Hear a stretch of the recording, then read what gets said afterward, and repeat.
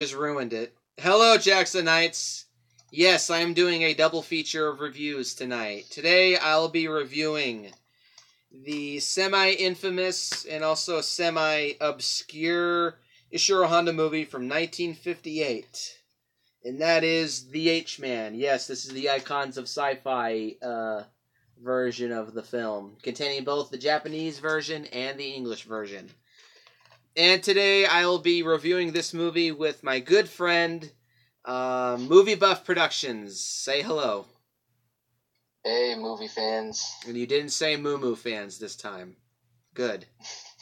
You're going to hold that against me. Damn right. Of course I will. Alrighty, so yes, today we will be reviewing The H-Man. One of Ishiro Honda's kind of more obscure and lesser known films. One that he made when his career was still kind of early in its infancy and before he had truly hit his heyday in the early 60s. And, This is when he was still influenced by the effects of World War II and hydrogen bomb testing. No shit.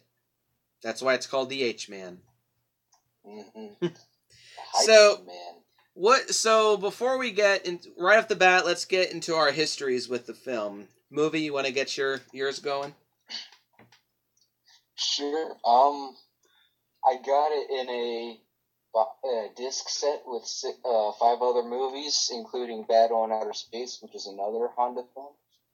And I watched it like a few months ago for the first time, and I rewatched it a couple days ago as a refresher for this video, and I think it's a good movie.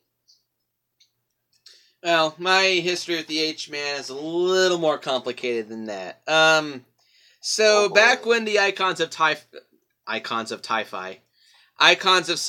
Toho collection was new, was when I purchased this film. And right before I had... Actually, no, that wasn't when it was released and when I purchased it. I purchased it after it was come out for a while. So I was researching Toho films when I was at school after I was done doing all my schoolwork one day. And I came across this website. I can't remember what it was called, but one of the films listed there was The H-Man. And I researched The H-Man, I read the plot, and it sounded really intriguing to me. It sounded almost like a prototypical Japanese horror film. And I was really, really interested in seeing it. So I purchased the Icons of Sci-Fi Toho collection, and the first movie on this pack that I watched was The H-Man. And let me tell you something. I was kind of let down. For one thing, the Icons of Sci-Fi Toho collection itself is a bit of a letdown. Thankfully, each film... Okay, the Icons of Sci-Fi has Mothra, the H-Man, and Battle in Outer Space.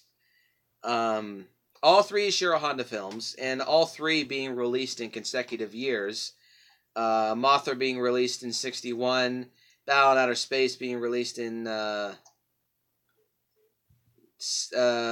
was it? Either 1960 or 1959. Excuse me. And The H-Man being released in 1958. And also, all 3 films have different music composers. H-Man is Masaru Sato. Mothra is somebody I can't remember, and Battle in Outer Space is Akira Fukube. The H-Man was the one that I purchased the Icons of Sci-Fi pack for. I was really interested in seeing the H-Man, and when I finally got around to seeing it, like I said, I was kind of let down. The movie's not bad per se, but I definitely wouldn't. Again, I would not say it's one of Ishiro Honda's best films. Though it certainly is one of his more unique movies. I'll definitely give it that. Being unique is not a bad thing. The biggest thing I was disappointed about with the Icons of Sci-Fi collection is that the Battle in Outer Space and Mothra have an audio commentary. H-Man doesn't. Why? Ouch. Why does the H-Man not have an audio commentary? This movie would have benefited so much by having an audio commentary. Even on the shitty... My copy doesn't have any either, and my copy of Battle on Outer Space does not have a commentary either. Well, that's because you just have the shitty American versions of both films.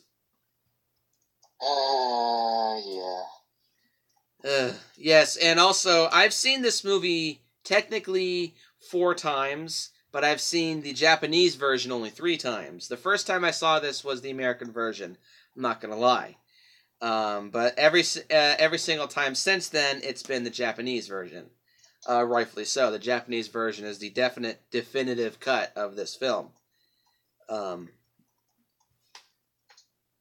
Justin Tang says, I've seen nothing but the Japanese cut, which is rightfully so. So, the plot of the H-Man is... it's definitely a weird one. It's also very prototypey. And one more thing I do want to say is that I definitely do think that this movie is one big prototype piece. It feels like a prototype version of more famous Ishiro Honda movies like Matango, The Human Vapor. Apparently Human Vapor is like the perfected version of the H-Man. So, the plot of the H-Man. Following a routine nuclear experiment, the ship called the Ryujin Maru II, or the second, disappears while in the South Pacific Ocean. And another ship bound for Izu stumbles upon the craft at sea days later, and 6 crew members decide to climb aboard and investigate the ship. And to their surprise, they find nobody on board whatsoever, just a whole bunch of clothes lying around. But in a way that makes them look like the person wearing them simply just vanished into thin air. In the captain's room, they find an unfinished ship log, and they begin to suspect that the crew may have been killed or something bad or somewhat other has happened to them somehow. And while leaving the captain's room, one of the crew members named Dai is killed by some type of mysterious blue hair shower gel that climbs up his leg. That's what it looks like. And melts his body down completely, leaving only his clothes behind. And after killing him, this liquid takes the shape of a man covered in a green KY jelly suit. Takes the shape of a man and is joined by another one from the window, and the monster's Ryujin Maru means dragon god, possibly a reference to Fukuryu Maru or Lucky Dragon. Oh, the boat that the original Gojira was based on. Lucky Dragon number 5. The 2 monsters rush at the terrified men, and they quickly claim another victim by covering him in more hair shower gel, blue shower gel, and kill him. Next, another man named So is killed on the dock while trying to escape, and only 2 of these ship members make it back alive, and they spot a whole bunch of green KY jelly dudes walking about the ship, looking like green luminous ghosts walking amongst this ghost ship. This is not the beginning of the film, however, as this takes place about a half hour in. It's as a flashback. So the film actually begins much later in the outskirts of Tokyo, where was he a drug smuggler or was he a diamond smuggler? Drug smuggler. Okay. By the name of Misaki is killed mysteriously while trying to get away from some cops or some shit. A fate worse. Yeah, I know. One of the crew members of the Lucky Dragon succumbed to radiation sickness. So Misaki is killed and his clothes are left behind in the middle of the pouring down rain, in which the police officers investigate his apartment to see if he's hiding there. The police chief himself being played by the great Akihiko Hirata, which I want to say, outside of the original Godzilla, I would say this movie is the closest Akira, God damn it. is the closest movie Akihiko Hirata came to playing another lead character. You could also kind of say Terror Mechagodzilla, and it's certainly debatable there, but I kind of see that movie as not really having a main one character. It has the main three. But anyway, that's Terror Mechagodzilla. Hey, Nick. Speaking to English?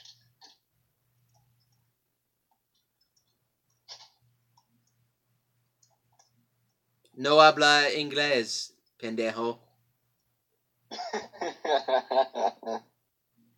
Anyway, so the police investigate Misaki's apartment, and they find his girlfriend, Chikako Arai, who they interrogate her while she's dressing down behind a sliding door, which I can't deny is a pretty creepy ass thing to do, but whatever. It was definitely the late 50s.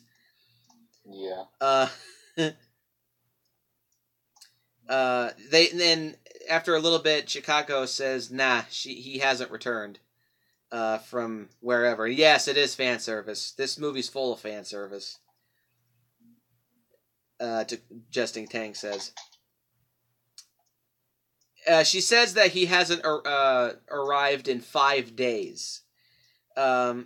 Chicago works at a cabaret, or a sing and dance club, essentially. She works there as a singer.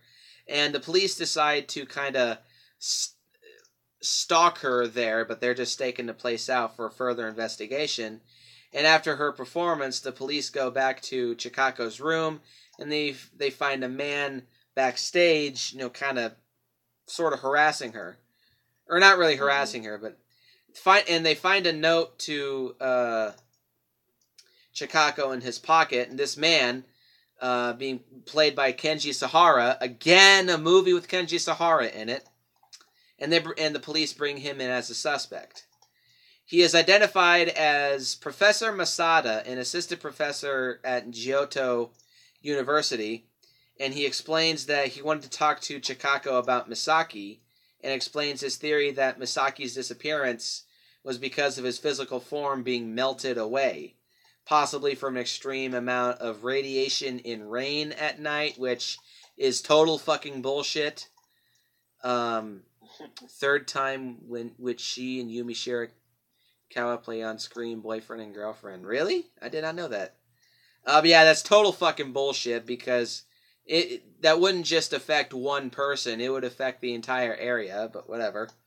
And the police don't buy an ounce of his statement, and they set up patrols at Misaki's apartment where Chikako is staying. And later that night, a man by the name of Nishiyama, who is he also a fellow drug smuggler, or is he the one who's a diamond smuggler? I think he's a drug smuggler. I think he is too. Maybe I'm just mixing this movie up with Dogura, but whatever. So a man named nobody was smuggling diamonds in this movie. I don't know why you were talking about diamond smugglers. Whatever. So Nishiyama sneaks into Chikako's apartment and threatens her, demanding to know where Misaki is. However, he gets absolutely no answer, as Chikako states that she doesn't know where he's at. And after mulling it over for a little bit, Nishiyama leaves by the window and says that I'll leave you alive just for tonight. However, after he leaves, she hears gunshots that are followed by a scream, and Chikako discovers, or not Chikako, but the police come in to investigate, and they find to see clothes and a gun lying out on the street. I think it was raining once again that night as well. Mm-hmm. And in the morning, the police take Chikako in for questioning, but they're just like listening to a broken record. Masada arrives at the police station, where he tries to prove his theory to them once again. However, this time, the main conflict of the film deals with drugs. There was a huge problem in Japan in the late 50s. Oh, yes. I'll get to that when I talk about the pros and cons of the film, but this movie is like a prototype drug metaphor. Because did you know about this, the drug epidemic in Japan, by any chance? I did not know Yeah, that. apparently in the late 50s all the way to the mid 60s, there was an absolutely gargantuan heroin problem in Japan at the time. Which... That's interesting. Yeah. Because I thought LSD was Nah, man, in LSD Japan was the 70s. It was LSD and weed, man. Godzilla versus Hedorah. Yeah, so Masada invites the police back to a hospital where he shows two witnesses of a ship accident. This ship accident being the opening scene that I talked about at the beginning of the plot. Showing them the two survivors of the Ryujin Maru 2. And when let's see. Up next, Masada shows the police the effects of what is called the ash of death, the type of nuclear explosion that the Ryujin Maru 2 was exposed to on a bullfrog. And the bullfrog melts into green shower gel almost immediately as all of its living cells are transformed into a sentient liquid. The police still don't really give two shits about Masada's theory, and they think that Misaki disappeared somehow or some other way. And the police decide to question Chikako again, and this time showing her a group of mugshots and asking her to identify who came into the apartment to menace her. And she points out Nishiyama out of the pictures, which is apparently a member of the Hanada gang. You want to take over after this? Sure. Meanwhile, Masada finds a lifesaver on the Japanese docks that belongs to the Ryujin Maru II, and he starts to think that the liquid might have attached itself to. You're reading the Wikipedia page, aren't you? Yes. Yes, I am too. It attached itself to the lightsaber, and the lightsaber traveled to Tokyo. Masada takes the lightsaber back to the university, where he and his colleagues find out that the lightsaber is... You sound like you're saying lightsaber. Lightsaber? The lightsabers are radioactive. Justin says every other 50s and 60s... Oh, hang on, I want to see that. Every other 50s, 60s sci-fi movie I've seen begins with the scientist being ignored by his superiors. Yeah, this movie is very original. I know, right? Go ahead. So yes, the lightsaber is radioactive. Chicago then visits the institute to find Masada and tells him about the murders and how this liquid monster killed the victims. Professor Maki is he's impressed by the girl's story, and he asks Masada to go to the police station and tell them about their findings. Masada does. I knew it. But he's laughed at the police station. They think his story is bullshit. Utter bullshit. They think he's pulling their leg. In fact, the police become annoyed, and so they stay in their favor. And Masada divulges that he believes that a waiter at the cabaret may be in on the drug smuggling. And later that night, the police visit the cabaret again, and this time they're disguised as customers. And they watch and mark down which tables the waiter stops at for long periods of time. It's actually kind of a tense scene. Yes, it is. And every time someone from one of these marked tables start to leave, they arrest them as a suspect. Eventually, the guests of the club begin to catch on, and one of them fires his gun right before they cuff him. And the waiter hears this and warns Uchida, who's an intricate figure in the drug smuggling ring, and they retreat to one of the dancers' rooms. And once they get in the rooms, they try to escape through the window, but are cut off by an H-man. And Probably the best scene in the film. one of the dancers gets killed. What'd you say? Which is probably the best scene in the film. Yeah, it is. The H-Man then tries to get Chicago, but is distracted by one of the policemen who starts firing his gun at it. And then the H-Man liquefies the officer and then escapes through the window. And during the commotion, Uchida takes off his clothes to fake his death and escapes. And at this point, the police do now accept Masada's theory, and they confirm. It's also confirmed that the liquid got to Tokyo by attaching itself to this lightsaber. Maki explains that the only way to kill these creatures is either by strong electric charge or heavy incineration using flamethrowers or some shit. Masada, after studying Uchida's clothes, tells the police chief that these aren't radioactive, so this probably means that Uchida had escaped custody. And after this, Chikako is kidnapped by Uchida. Meanwhile, the authorities plan to use a high-voltage discharge unit to stop the H-men who are swimming around and walking around in Tokyo's sewer system, and they plan to evacuate and fill the surrounding bodies of water with gasoline to incinerate the H-men that are already in the city. And before the authorities can put this plan into action, Uchida leads Chikako into the sewers and retrieves a stash of drugs that had been hiding down there by one of the waiters of the dance club.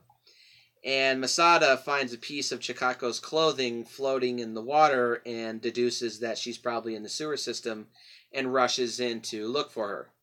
The police catch wind of Masada's actions and ask permission to go down with one of the teams who are doing this gasoline operation. And a rescue team is prepared. Uchida is played by Makoto Sato, a frequent actor in Toho's crime Yakuza genre. Yeah, I'm not surprised by that. He definitely looks like a Yakuza film actor. Anyway, this rescue team goes in. Uchida is killed by having a whole bunch of shower gel dumped on him, and Chikako flees. Masada finds her and gets her away from the H-Man, and which are in apparently hot pursuit. The water is ignited, killing all the H-Man and putting an end to their reign of terror. So how about this plot, movie? I found it very similar to The Blob. I think this movie is in every single way better than The Blob, but that's just me. They're very similar, but they're very different at the same time. Because in The Blob, the way to kill the blob is you have to freeze it, but in this movie, the way to you gotta burn it. You have to burn it. So I thought, and in The Blob, the color of the creatures are red, but in this movie, it's greenish blue. Yeah, and also it's not exactly a reference, but the whole ship where the H-Men came from, with all the bodies and stuff, that I kind of got that Ghost Galleon vibe from it. I don't know if you've seen that or not, but what? Ghost Galleon? Ghost Galleon? What are you talking about? Well, you might recognize it by the alternate title, Horror of the Zombies. Okay, I gotta look that up now. Ship. Yeah, I kind of got that vibe from it.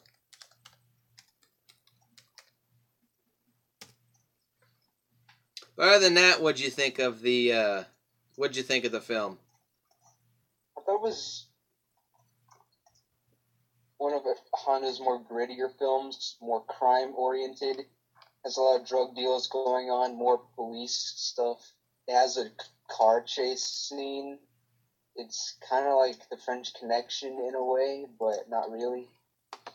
Because it's got H-Men in it. Yeah, because it's got radioactive liquid zombie monsters. Yeah, it's like the Blob But meets better? Ghost Galleon meets the French Connection, and you got H-Man. Okay, how do you spell Galleon? Galleon.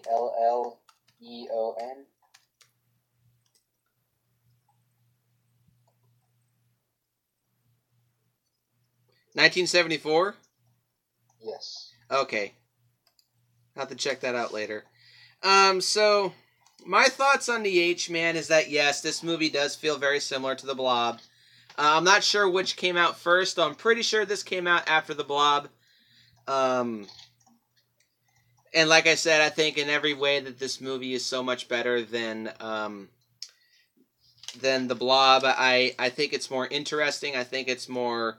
It definitely has a bigger budget than the Blob. It has better acting, better characters, better special effects, just better overall. But that don't let you think that I absolutely love this movie. I don't hate it, but I think this is a very, like I said, it's a very prototypical film.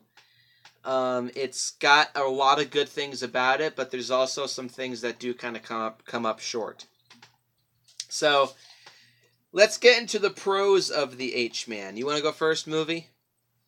Sure. Good effects. Oh, yes. They did a very good job with the atmosphere, making it really creepy. The whole idea that flying green ghost is gonna liquefy you. You know.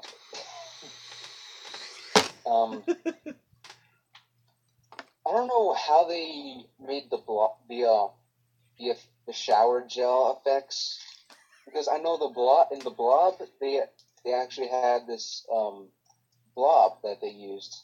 Oh, this movie came first, apparently. This movie was released June 24th, and 1958, and the Blob was September 12th, 1958. Go figure. Well, anyway, go ahead. See, at Blobfest, you're actually able to see the actual. Yeah, you're able to see the actual Blob. Wasn't it like just like a quart of some type of shower gel or some shit? Not a quart, but it's like a bucket, like a pail, and I honestly don't know what it's made of because I've never actually been to Blobfest, but I know that if you go to Blobfest, you'll be treated to that. Blob, blob, also, blob, blob, blob.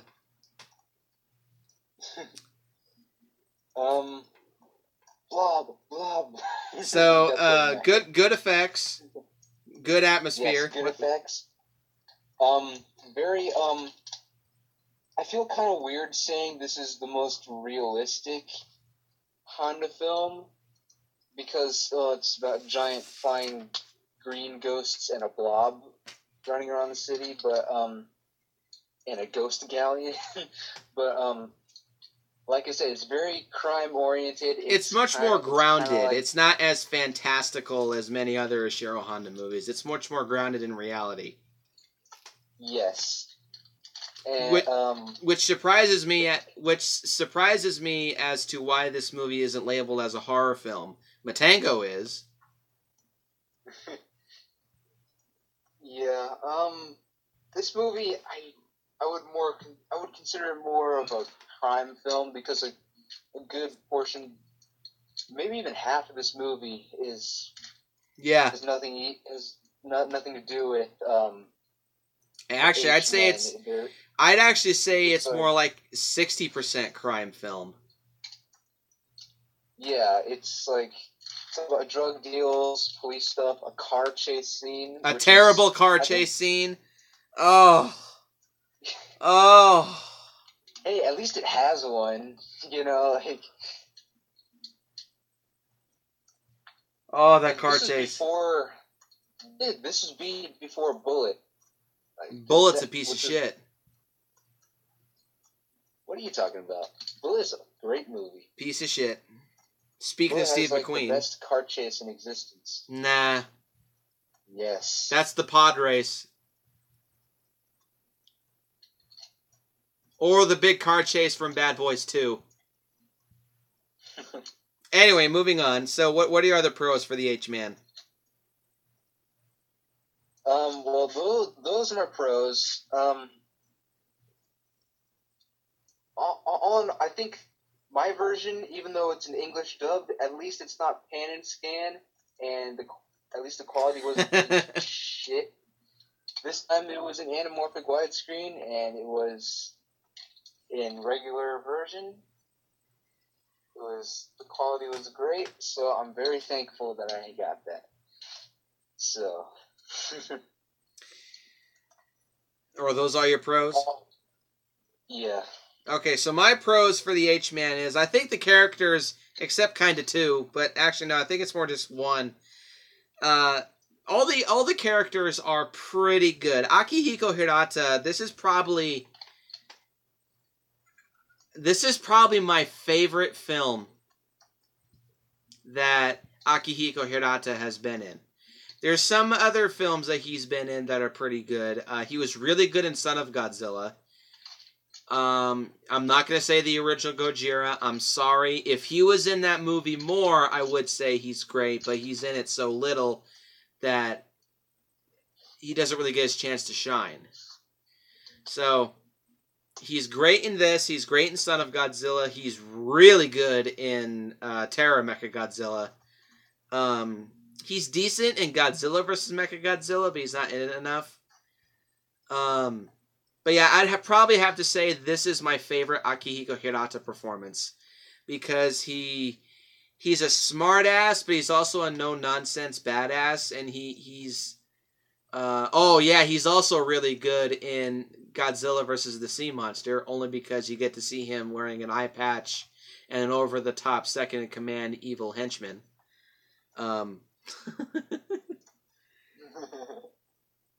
Yeah, all the characters are good. The chick who plays Chikako, she does a really, really good job. Yes, evil Sarazawa.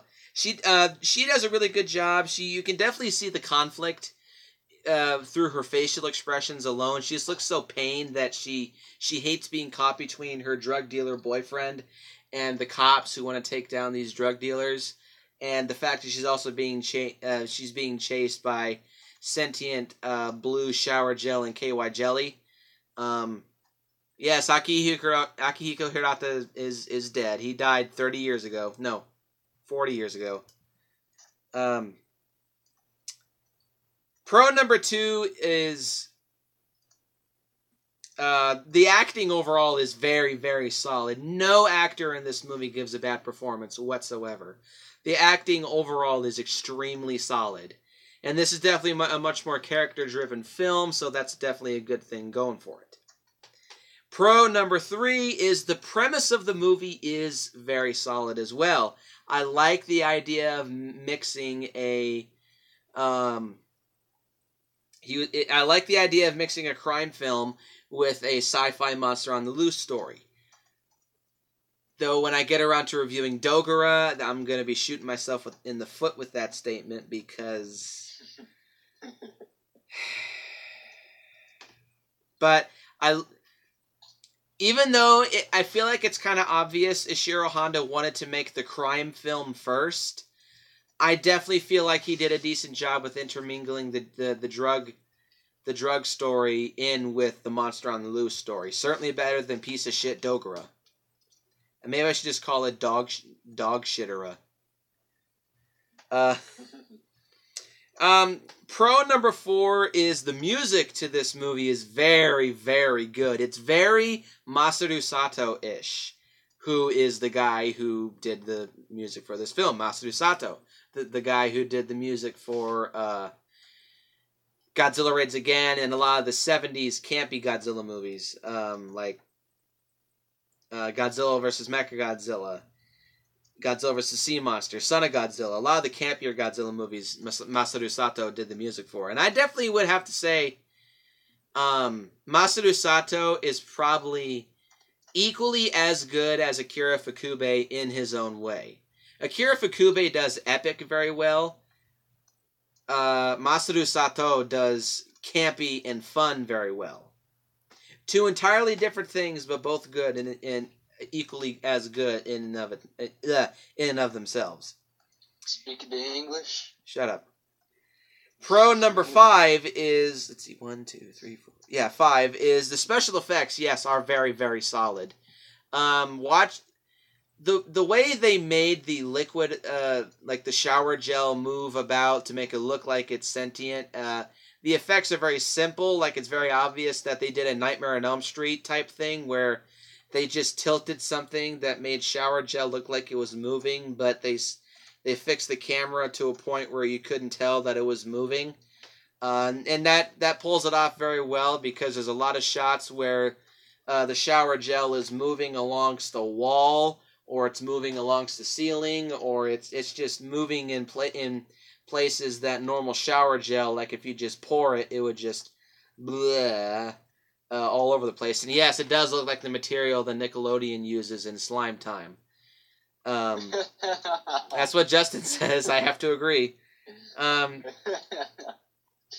the composite shots for when the H-Men swallow and liquefy their victims, it's a little clunky, but it's still well executed for what it is. And the optical effects that they use to show the H-Men themselves, they look really good. They look really ghostly, and they look really creepy. They definitely look like dudes completely made out of KY jelly. And you gotta wonder what that's gotta smell like. But overall, it was still a very good effect. And I also, oh yes, the effect that they used when the H-Man swallowed the poor dancer, which that's a scene that was cut out of the American version, so you're not really gonna know what I'm talking about. But they use like an optical draw-in effect when the H-Man swallows a poor Japanese dancer, and that's probably the only special effects scene that looks legitimately bad because it looks so prototypical. It looks like it was the first attempt that Toho ever did of optically drawing on something frame by frame. But I've seen worse, but I've also seen better. And the last pro is that the ship scene where the H-Men are killing their victims and the crew of this other ship are investigating the ship. That's the best scene in the film. I know I said that the Omega, yeah, I would classify this as a horror film, Omega Picture, definitely. Again, very prototypical, but I still would classify this as a horror film. Yeah, Breaking Bad meets Teen Choice Awards. Breaking Bad's crap. Oh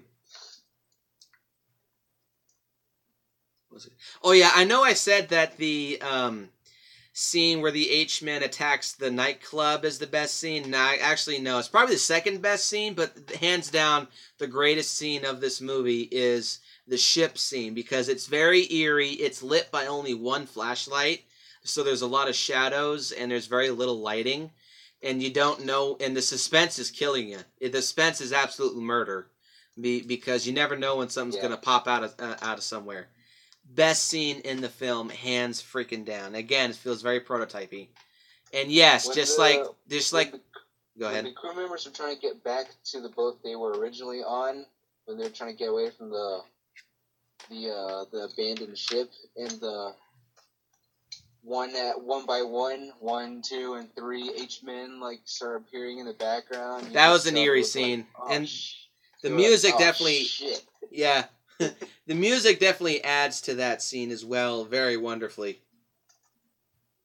So that's all my pros. Let's get into the cons of the film. Go ahead, movie. Oh man, I would say it probably, in terms of action and violence, it probably is. It's very tame. Most watered down. Yeah, it's compared to the rest of Honda's films, it is probably the most watered down in terms of action and violence. It relies more on your imagination.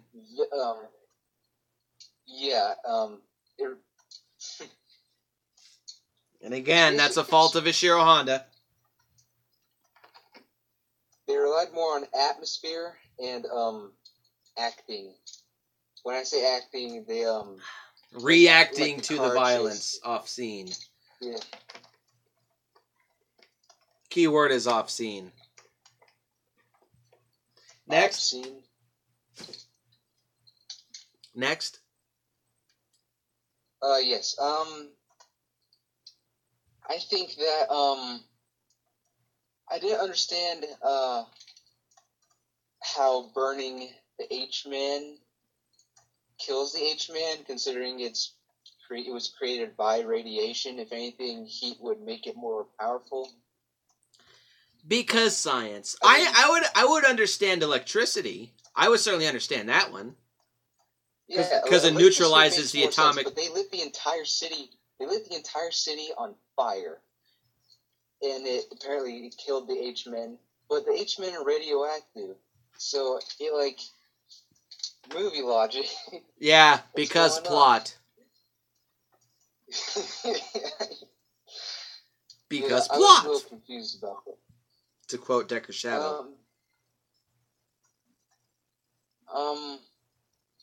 See, what else did I have wrong with this movie? There were a couple scenes. The special effects were great, but there were still those one or two scenes where it looked like shit.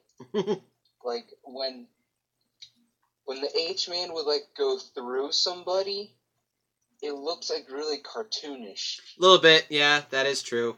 Yeah. And it stood out. But it doesn't bother me that much because it was only one or two scenes where that happened. So. Yeah. The car chase scene. Thought chase scene was okay. I wish it could have been better. Again, it was 1958, so after when Bullet came out and had that 20-minute car chase, car chases weren't exactly that popular or easy to film in the first place. But props for trying, but I wish it didn't last less than 30 seconds, you know?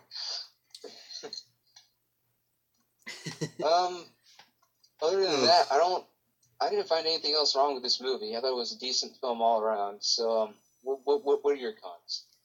My cons, Kenji Sahara is so fucking bland in this movie. It's not even funny. He's just a standard heroic scientist dude who knows everything about anything, and it's just this is like standard Kenji Sahara by this point, and there's just nothing to his character whatsoever other than he's just bland, boring hero protagonist. I would have much rather have had Akihiko Hirata be the main character of this movie. I mean, he practically is already. And Akihiko Hirata in this movie is amazing. There's just not enough of him in the second. He's great in the first half. There's not enough of him in the second act. Or the second half, excuse me. The cops in this movie are retarded.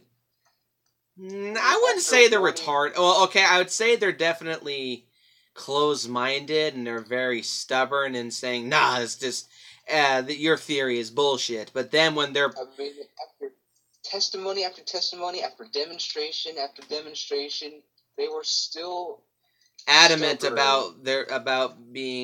about their theories being correct and everyone else is being wrong. I mean, but once they were shown to shut the fuck up when they finally saw the H-Men in real life, when that was a good way to get someone to shut the fuck up. Con number 2, the car chase. Oh my god, the car chase is terrible. The car chase is fucking horrendous. It is not horrendous. It's fucking horrendous. No, it is not. Horrendous. It is not. Horrendous. I thought it was HORRENDOUS. I wished it was longer. Horrendous. No, it is not horrendous. What part of it was horrendous? Other than the whole thing! It was just so fucking slow! You have this entire car chase at 35 miles an hour. And the music sticks out like a sore thumb because it's supposed to be more action-packed than it is, and it's so fucking slow. It's terrible. So they're in Japan driving 50s cars, okay? Still, that car chase was awful. Like not a big city. Still, the car chase was awful.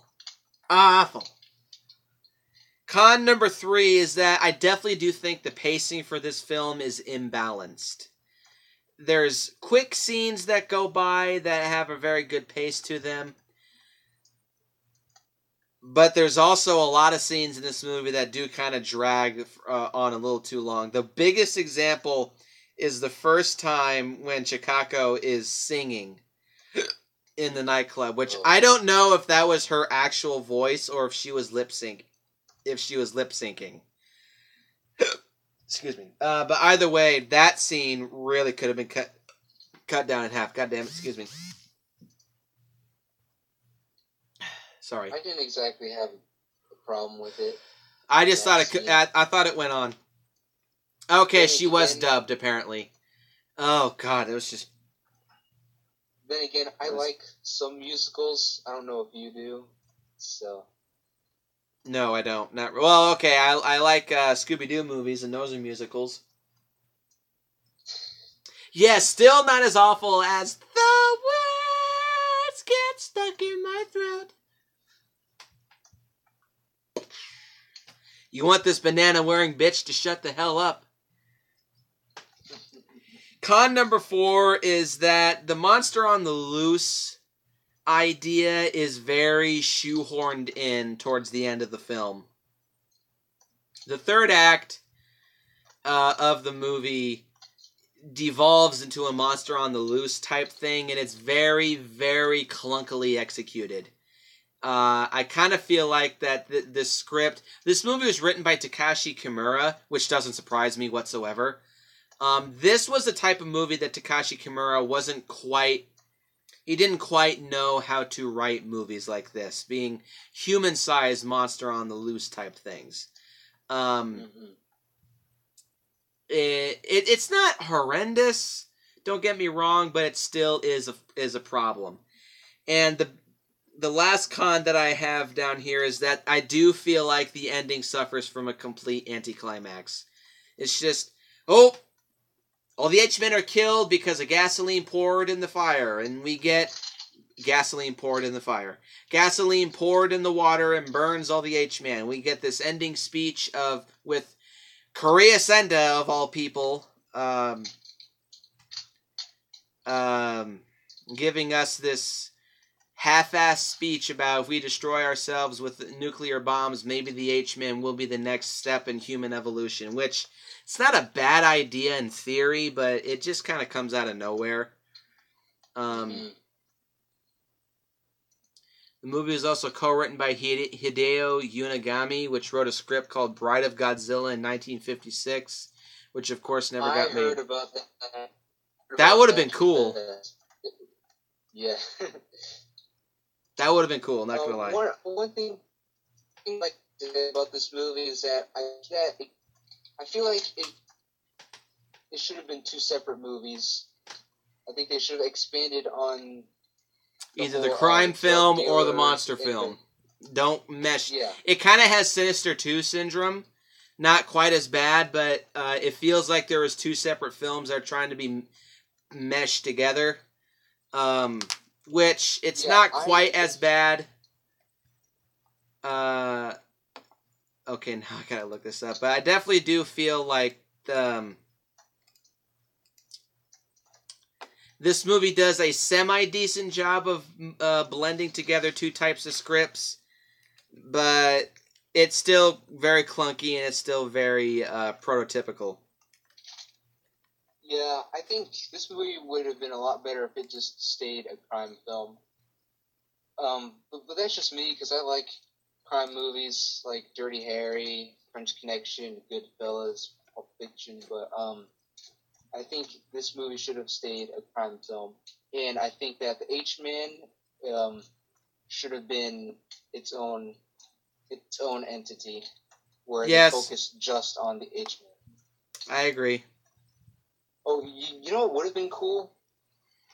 If they left it open for a sequel. Yes. Because remember, they tried burning. They thought burning the H-Men would kill them, but because H-Men are radioactive, right? Technically, it should make them stronger. So they should have opened it for a sequel, saying, "Oh, they fucked up, and now they made them even stronger." And now a sequel would be the entire movie of them fighting a bunch of even bigger H-Men.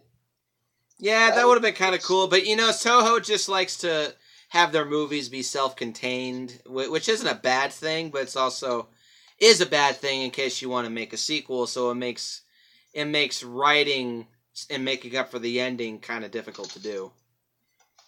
Mm-hmm. So overall, that's really what I have to say about the H-Man. I kind of thought I'd have more to say, but I guess not. What do you rate the H-Man movie? I would give it 7.5. I thought it was a good movie, but it suffered a lot. Given that it's a prototypical film and they were still experimenting on a lot of things. So, but at the time period that they were in and how they executed it, I thought they did a very good job. So, yeah, 7.5. It's not one of Ishiro Honda's best films. Not by a long shot, but I definitely still do think, yes, it's one of his more unique films. And I would not be opposed to a remake of this movie. But like I said, what we have here is not horrible, but it is flawed. But for what it is a fun film. It's an interesting film. If you want to watch a more obscure Ishiro Honda movie and you've already kind of gotten the classic obscure Ishiro Honda movies out of the way, give this one a look. I don't think you'll be disappointed. Though stick with the Japanese version, damn it. I'm going to give this movie a 7 out of 10. It's a good film. It's a fun film. It's not a great film. It's got some problems. But it's not bad. It's definitely one of Ishiro Honda's most unique films. That's for sure. Not as obscure as The Human Vapor, that's for damn sure, but pretty close to it. So that'll do it for this review of The H-Man. Post your comments down below and let me know what you think. Hit the like button, hit the subscribe button, share this video with your friends. Check out Movie Buff Productions channel. He just finished putting up a review of the first Godzilla movie, and he also did a 40-something minute King Kong. Yeah, he did a 40-something minute long video of him reviewing all the King Kong movies in one video, and pretty good stuff. Check it out. Share this video with your friends. Look forward to more episodes of My Hondathon. Hopefully, I'm going to try to get another episode of My Hondathon out tomorrow. Hopefully. But thankfully, my work week... Oh, yeah, Half Human is definitely way more obscure than The Human Vapor. That's for damn sure. But thankfully, my work week this week is not as crazy as it's been for the last couple of weeks. And I will see you in the next one. And go slather yourself with some shower gel and KY jelly and go start trying to melt bitches.